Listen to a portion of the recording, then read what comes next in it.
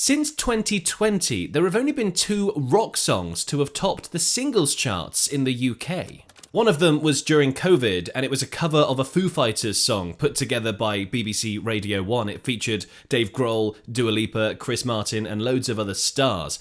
The other rock song to have topped the charts since 2020 was from the Beatles. And it's the same story in the US too. Since 2020, only 2 rock bands have managed to top the singles charts. And as far as I can tell, those 2 are Glass Animals and Coldplay. So what's going on? Where's all the rock music gone? And could Oasis be the key to its resurgence? Oasis have of course just announced a reunion tour for 2025, featuring, to start with, dates in the UK and Ireland. This is, in my opinion, the most significant announcement in rock music of the 21st century. The demand for this is off the scale. In an era where rock music has seen decline in mainstream popularity, this Oasis reunion could potentially reinvigorate interest in the genre. It could provide the shift that starts to move the needle again. Relying on the nostalgia of the 90s, the last time rock truly had its heyday, it could demonstrate something significant in the industry. It could prove to labels, managers, and venues that there's still a tangible hunger for rock music right about now, inspiring them to invest in it once again. Hopefully having a knock-on effect in inspiring younger artists to pick up guitars and innovate to fill that void. But first, what ever happened to rock music? Why did it fade away? Let's go through a quick history lesson on rock and roll. Emerging in the late 40s and early 50s, rock and roll was a groundbreaking fusion of rhythm and blues, country, jazz, and gospel. Now, for a generation ready to redefine itself and challenge the status quo, rock and roll was more than just a genre. It was a revolution. Pioneers such as Chuck Berry, Little Richard, and Elvis Presley in the US propelled rock and roll from small clubs to the mainstream, breaking racial barriers and societal norms. Their music resonated deeply, symbolizing freedom and rebellion and offering a stark contrast to the conservative values of the time. The British invasion of the 60s, featuring bands like the Beatles and the Rolling Stones, further amplified rock's global influence, blending various musical styles and transforming the musical landscape. The golden age of rock, spanning the 60s and 70s, saw iconic bands like Led Zeppelin, The Who, and Pink Floyd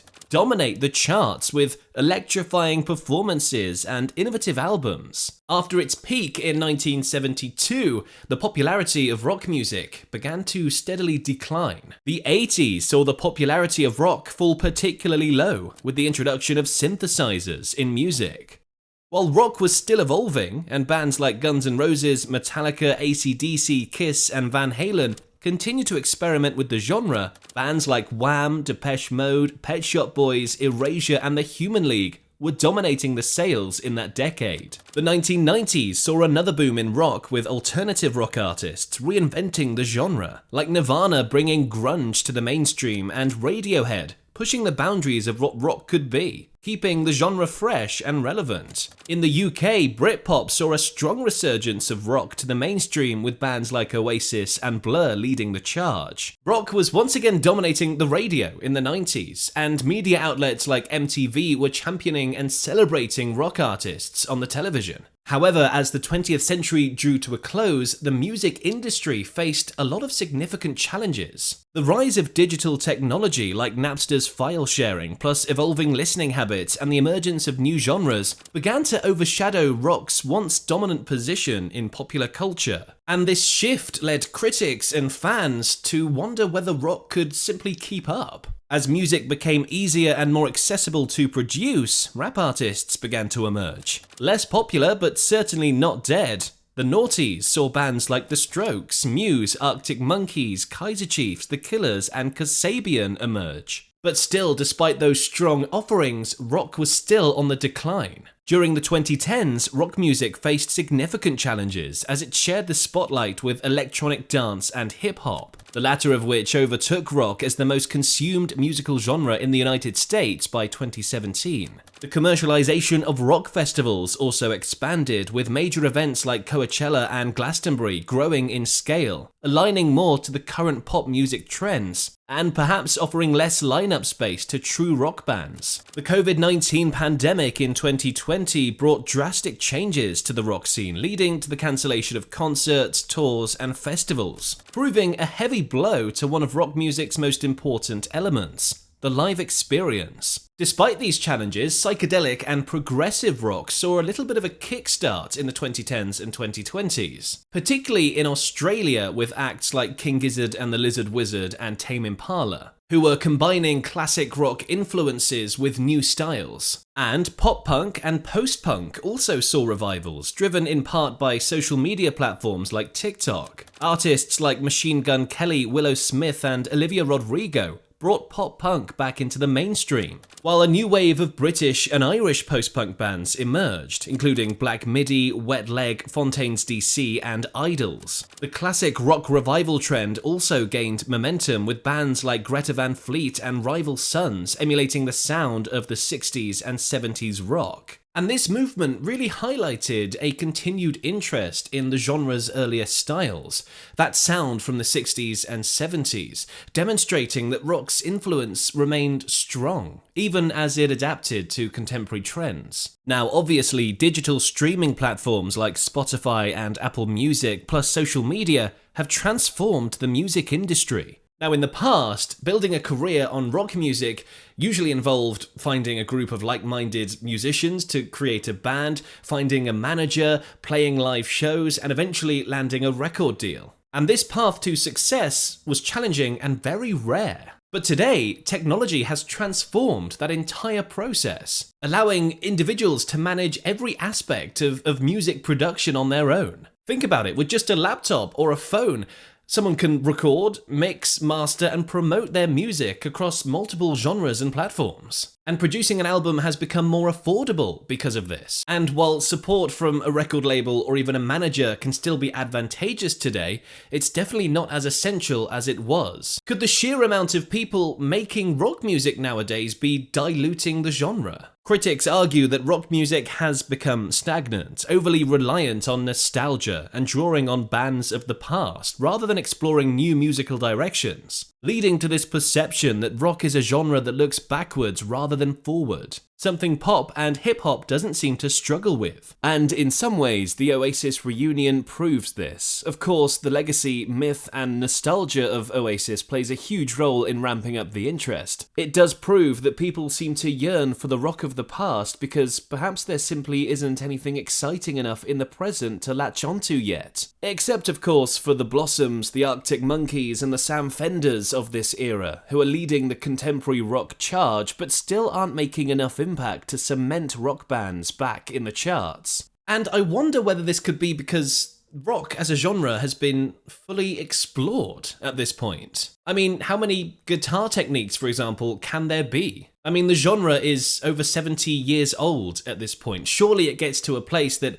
any innovation within it has already happened. It's almost too easy now for bands to record a song and throw it onto Spotify. At least the gatekeepers of the past, the record labels, would filter out the rubbish and only release music that they thought was actually special. And speaking of record labels, with the shift in consumer habits listening to pop and hip-hop instead of rock, it becomes much more of a gamble to sign a rock star in comparison to a hip-hop or pop star. This then has a knock-on effect, where people who want to make rock music are forced to release it online because they can't get a record deal anywhere else because it's too risky for record labels to sign them. And for some, this really is the only way to get your music out there and hopefully get noticed. And luckily, true, real talent often does get noticed. Arctic Monkeys, for example, wouldn't have ever been noticed if it wasn't for MySpace. More recently, Glass Animals found success through Spotify streaming. In 2023, an unsigned rock band, The Raytons, bagged a UK #1 album, beating Ed Sheeran and Taylor Swift. A testament to the ability to truly do it yourself. So yes, although new music consuming habits has affected the industry and the noticeability of rock bands,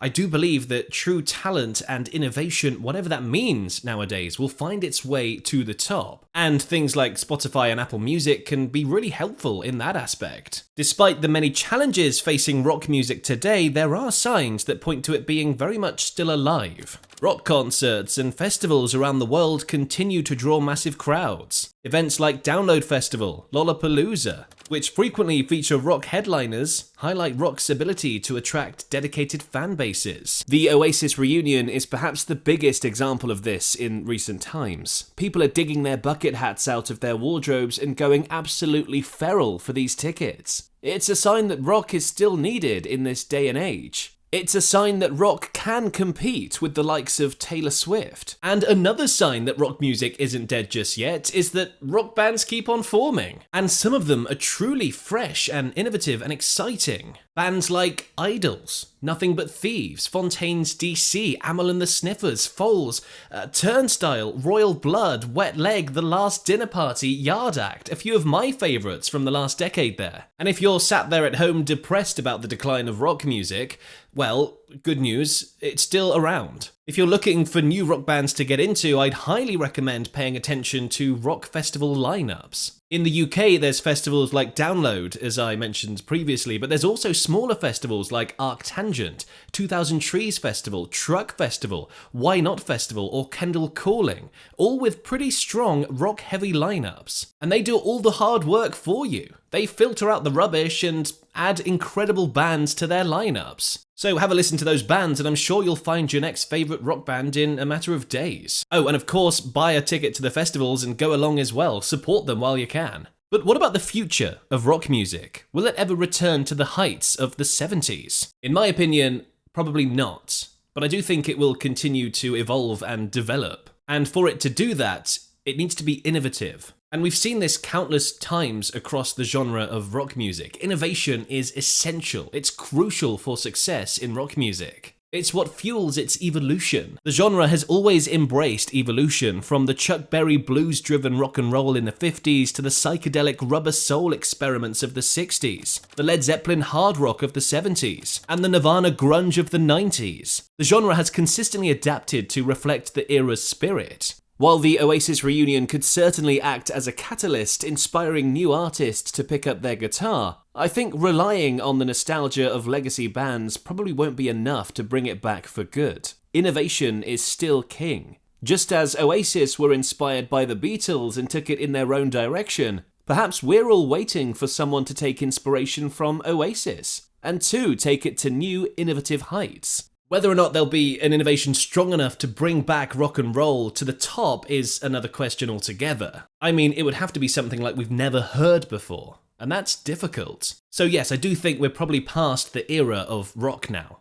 Just like jazz and blues had their time, I think rock has had its time. And I think that's fine, because it's not to say it's dead. I don't think it ever could be dead. Countless subgenres keep the genre alive and fresh and exciting. And personally, for me, the connection you get between rock and audience will always keep the genre alive. Personally, I love rock music because I can hear a guitar, drums, bass, and I can connect with the humans on the other side of those instruments making those noises. There's an emotional connection there. Whereas with pop music nowadays, everything is synthesized, right? They're just pressing a button on a computer. It's a backing track or whatever. I don't feel a connection to that. It doesn't seem human to me. And for that reason, I think rock as a live entity anyway will always have a place. Perhaps this is one of the reasons this Oasis reunion has such a massive public interest. And like I mentioned earlier, rock festivals are still thriving in this day and age, which is so brilliant to see. So no, I don't think rock is dead. I don't think it's dying. I think it's probably just a little bit harder to find.